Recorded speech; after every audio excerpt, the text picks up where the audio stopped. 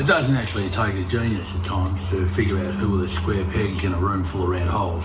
We've got a new guy, Sammy, who started with us. Nice bloke. And he's a hard worker, there's no doubt about that, but he's hard work. Well, he's going on about his bloody marriage and, is this going to go right or is that going to go bloody wrong? Is he going to marry her or not? I'd say so, they've got a wedding. Is he going to marry her or not marry her? If he ain't going to marry her, I'll give her one.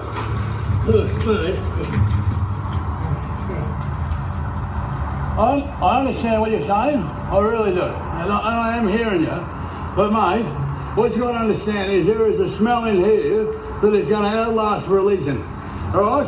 So can you just give me a rest for a minute, just give it a break for a sec, and we'll talk about it later, alright? I appreciate it, mate.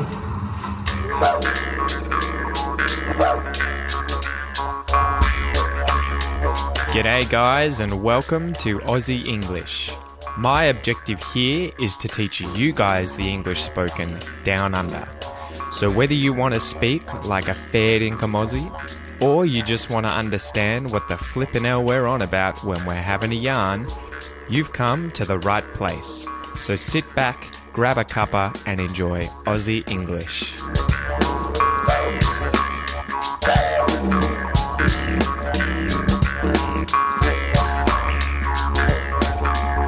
G'day guys, and welcome to this episode of the Aussie English Podcast, the number one podcast out there for anyone and everyone learning Australian English. Whether you just want to understand what we're talking about, whether you want to sound like an Australian, this is the podcast for you. And it's brought to you by the Aussie English Classroom, an online classroom where you can get bonus exercises, quizzes, and you complete these expression episodes as lessons. That's getting bigger and bigger every day.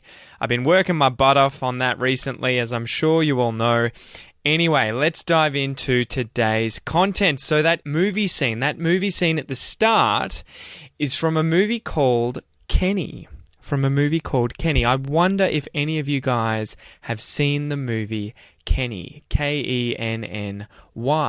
So Kenny's a really funny movie, although it is a little difficult to understand at times because the main character speaks with a bit of a lisp.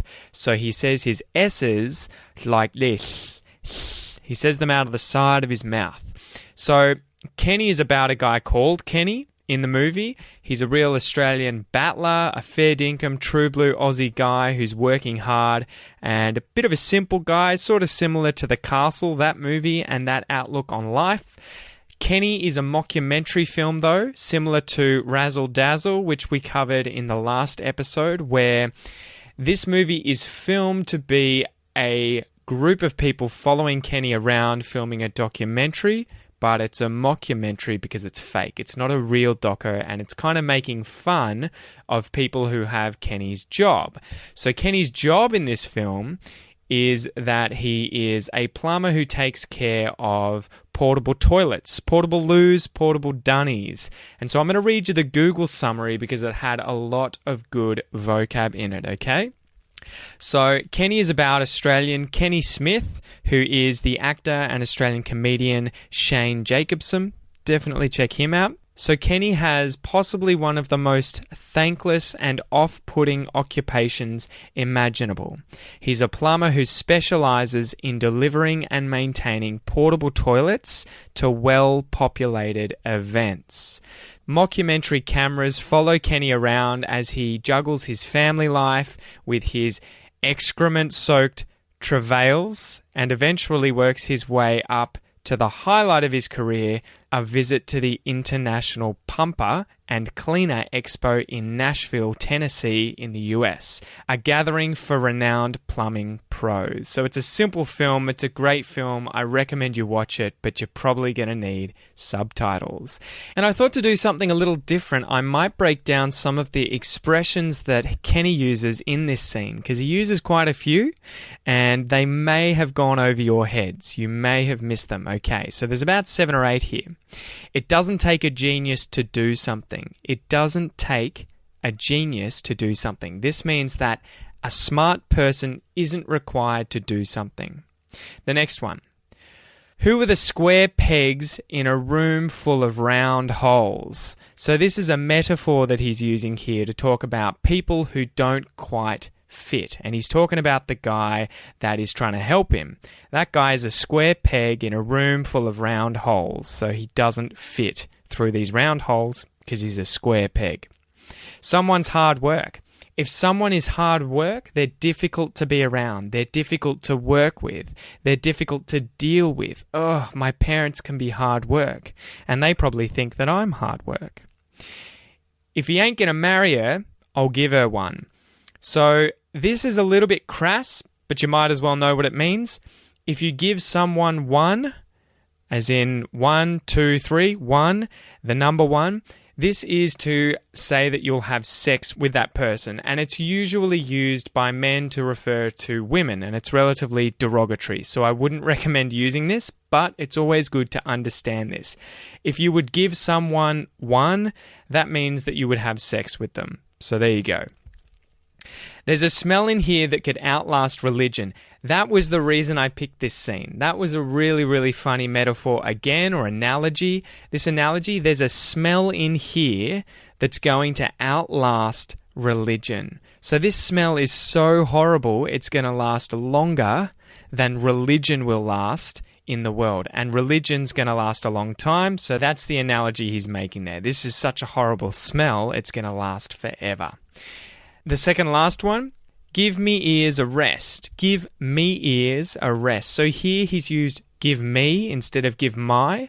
This is something you'll hear Australians say all the time. Instead of saying my ears, he says me ears. So this is a sort of a bogan or a sort of uneducated way of saying my. People might say me. Okay, and give me ears a rest means stop talking for a while. The very last one is give me a break, and that just means stop putting pressure on me about something. Give me a break. Give me a rest. And the good thing is, give me a break is a synonym for today's expression, which is to cut someone some slack. So a nice little segue there. That went nicely from this intro scene into today's podcast. So a few announcements before we get started, guys. You may or may not have noticed that I've started releasing interview episodes. I'm going to try and do this more often so that you guys get exposure to other Australians, to learn about their culture, to hear their stories, to be exposed to their accents. This is all in a bid to try and help you improve your Australian English comprehension so that you can understand different accents. So I hope you enjoyed the one that I released this week on Wednesday with Stuart the Snake Catcher, episode 385. If you haven't listened, make sure you go back and check that out. And you may also notice for that episode that I have recently installed a new floating podcast player bar. So Akan suggested this in the Aussie English Facebook group. He said, Pete, wouldn't it be a great idea if we could have a podcast player that sat at the bottom of the page on the website so that when we scroll, when we go down, when we're consuming the content, we don't have to go back up to press pause. That was a very good idea, Akan. Thank you so much, mate. And I hope the new player makes life easier, especially for that interview episode. I'm yet to put it on all the other episodes, but I will try and do that as soon as possible. Aside from that, guys, each one of these interviews is going to be put in the Aussie English classroom where you can study it more in depth and study a 5 to 10 minute sort of snippet or excerpt from that interview. And the first one for Stuart's interview is already in the Aussie English classroom. So you can go in there and study that and give it a go. Anyway, guys, let's get into today's Aussie joke. Today's Aussie joke is a bit of a long one, but bear with me. An Australian man and his wife are sitting in the living room. The man, Bruce, says, "Just so you know, Shirl, I never want to live in a vegetative state dependent on some machine and fluids from a bottle. If that ever happens, just pull the plug." So Shirl gets up, unplugs the TV, and throws out all his beer. I hope you get that one, guys. The analogy there is that he never wants to end up in hospital, being fed through a tube out of a bottle and dependent on some machine to help him breathe. But Shirl takes that as him referring to the TV and his beer. I hope you like that joke. All right, so it's been a massive intro, guys. Thanks for sticking with it. Today's expression is to cut someone some slack. And this ties in with the last expression from that scene at the start of the episode, to give me a break or to give someone a break. To cut someone some slack is a synonym for to give someone a break. So Rocio suggested this expression in the Aussie English Facebook group. Thank you so much, Rocio. It was a great suggestion, and this is one that I use all the time. But we'll get into how I'll use that in a sec. First, let's go through and define the different words in this expression. So to cut. If you cut something, that is to separate something into two. I might cut some bread. I might accidentally cut my finger off. To cut. Someone, I'm sure you know what someone is. It's a person, right? It's a human being. Someone, okay?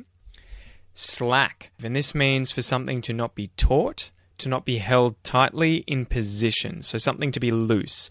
If your rope is in your hands and it's loose, it's not tight, it's slack. But slack can also mean having or showing laziness or negligence. This is when talking about a person. So if someone is slack, they're lazy, they're negligent, okay? They're really slack.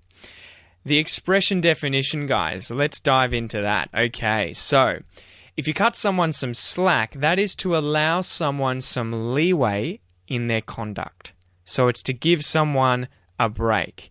It's to do something that makes someone's life easier, as in not bossing them around, not being mean to them, not requiring a lot from them. You're allowing them some leeway in their conduct, in their life.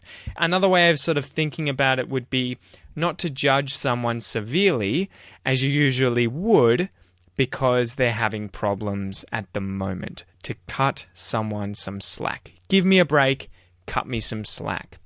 So I went through and looked for the origin of this expression, and it seems to have maritime origins. It's related to boats, to ships, to vessels, and it comes from the expression give me some slack, which is when you would have two people using a rope on either side of a boat to guide it in, to moor it, and one person, when they pull tight, the other person has to give them some slack. They have to let the rope go loose.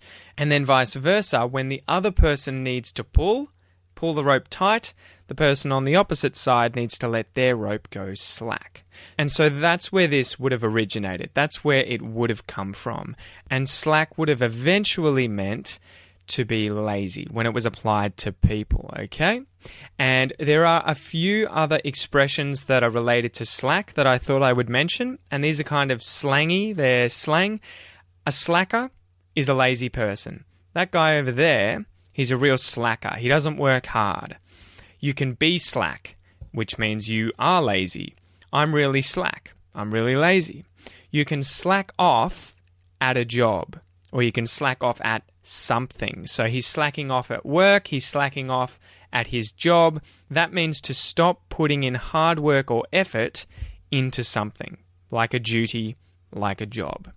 So let's go through some examples, guys. We'll do a listen and repeat exercise, and then we'll go through the Aussie English fact and finish up. All right, so the first example of how I would use to cut someone some slack. I've got a new job. I'm a surgeon. And on my first day, I accidentally kill a few patients. I accidentally kill them, I knock them off. They die whilst I'm working because of me, but it's an accident. Maybe, if I didn't think it was a big deal, I might say to my boss, can you just give me some slack, mate? Give us a break. Don't give me a hard time. It's my first day. Can you cut me some slack? And hopefully, my boss would let me off the hook. He wouldn't get me in trouble. Example number 2. So you've got a kid at school, he's studying really hard, he's working really hard, and he doesn't want to go to a footy match, an AFL match, this weekend. Even though you, his father, really want him to go. He might say, Dad, I've been studying heaps, can you just give me some slack? Can you cut me some slack? Can you give me a break? Sorry, mate, I can't go to the footy match. Example number 3. Someone's been dumped by their boyfriend or their girlfriend. So this has happened out of nowhere. It's happened at the drop of a hat. and they're suffering severe depression as a result, and they might hit the booze. They might hit the piss. So they start drinking really heavily, maybe on their own. They go to the pubs and they're just drinking to try and drown their sorrows because they don't know what else to do. If their mates caught wind of this, if their mates realized that this was happening, they might say, look, slow down, take it easy. There's no point drinking, you're just hurting yourself. And you could say, look, cut me some slack. I've just been dumped. Cut me some slack. All right, guys, let's do the listen and repeat exercise. So this is your chance to practice your pronunciation. So listen and repeat perfectly after me. Let's go. 2. To cut. To cut him. To cut him some. To cut him some slack. To cut him some slack. To cut him some slack.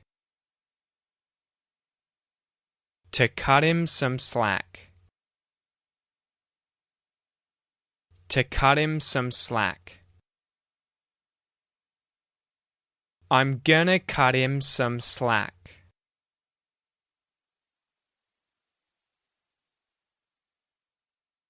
You're gonna cut him some slack.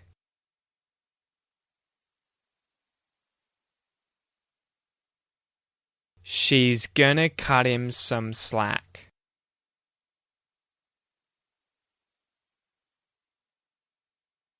He's gonna cut him some slack.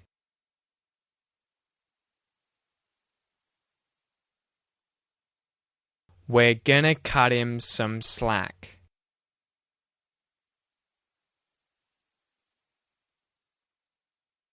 They're gonna cut him some slack.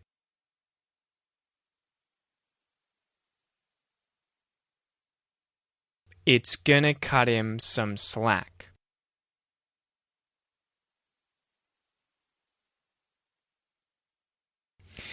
Great job, guys. And remember, if you want the entire breakdown of all the connected speech and pronunciation that's going on in that listen and repeat exercise, you can get it when you sign up to the Aussie English Classroom. It's $1 for the first 30 days. Get in there and it will really upgrade your Australian English pronunciation and connected speech.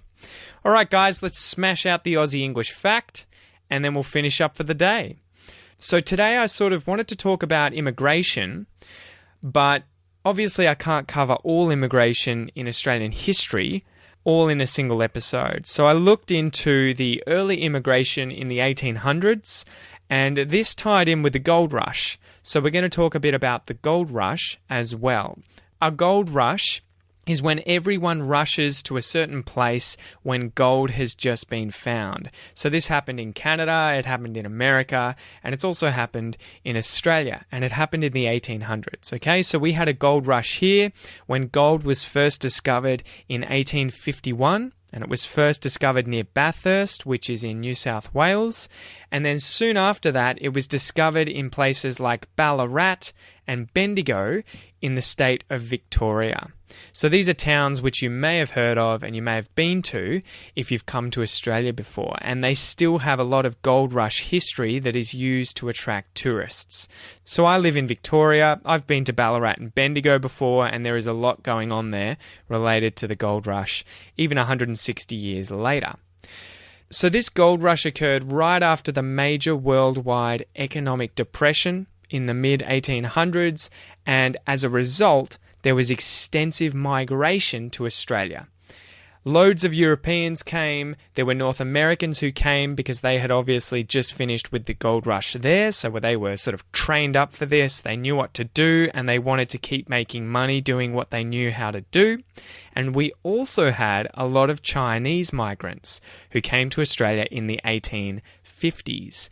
So this might be the first wave of non-European migrants to have come to Australia.